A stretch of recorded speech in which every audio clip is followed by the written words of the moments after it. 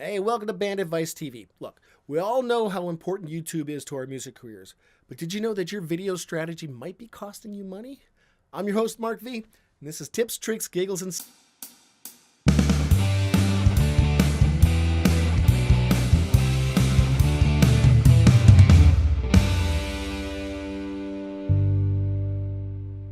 Okay, so you finished recording and mixing and mastering your song. You filed your copyright registration. You've uploaded your MP3 and your cover art to your aggregator, and they're in the process of distributing your song worldwide. So what's next? Well, you gotta make a video, of course. Look, having your music on YouTube is a must, an absolute must. Without it, it would be like not having a music video on MTV. Back in the day when MTV used to play music videos. Look, the simple fact is, we've become an on-demand culture, and YouTube and streaming services are leading the charge. And the change. According to the RIAA, in 2018, streaming accounted for 75% of the music industry revenue. 75%! Streaming alone. And get this, YouTube made up 46% of that. But isn't YouTube just a crowdsourced video sharing platform? Sure, absolutely. That's how they started. But since then, they've kind of morphed into a music streaming service, and quite organically, in fact, thanks to all the DIY artists and the indie artists out there that were just making simple little videos to showcase their music. Now, this gave rise to very simple styles of videos that feature just the album art or display the song lyrics. The purpose of these types of videos was not to visually entertain the viewer, but as more to be listened to in the background.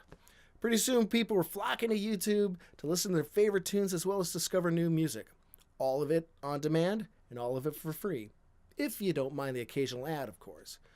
And if you do, you can always subscribe to YouTube Music, their official subscription-based streaming service. Now I, much like everyone else, put together lyric videos or album art videos to showcase my songs. I'd put them on my YouTube channel. I would spam the heck out of all my friends to try to get them to listen and to share it, and all with the hopes of maybe going viral. And then I'd sit around and watch the stats for the next couple of days, and after a while I'd get bored and move on to something else. And that's what brings us here today. So just the other day, I logged in to check my stats on my aggregator to see what kind of sales I had. And I was pleasantly surprised to see that I've earned some money this month from YouTube music sales. But I was equally puzzled as well. See, at this point in time, my YouTube channel has nowhere near the traffic that's needed to begin monetizing it. So it's not like I'm getting any ad revenue from that. So where is this money coming from? Well, it's actually coming from YouTube, with the help of my aggregator. See, when my aggregator, which is CD Baby, distributed my songs across dozens of services it's partnered with, YouTube was one of them. CD Baby provided them with the MP3, the album art, and the license to play my song. YouTube created and published an album art video of my song, then they monetized it with ads and or YouTube Music subscriptions, paid the royalties to CD Baby, who I authorized to collect royalties on my behalf. So, quick search, and sure enough, there's my lyric video, the one that I created. And then there's the YouTube-generated album art video of my song, with its own custom channel, too. So that got me thinking, did I hurt myself by pushing my own video? What if I would have promoted the album art video and steered all my friends and followers there? Possibly the increase in traffic might have resulted in some noticeable increase in royalties. Maybe it would have helped bump it up higher in the recommendation algorithms. I just don't know. Those are questions that you probably need to ask that 13-year-old neighbor kid who's got 100,000 followers.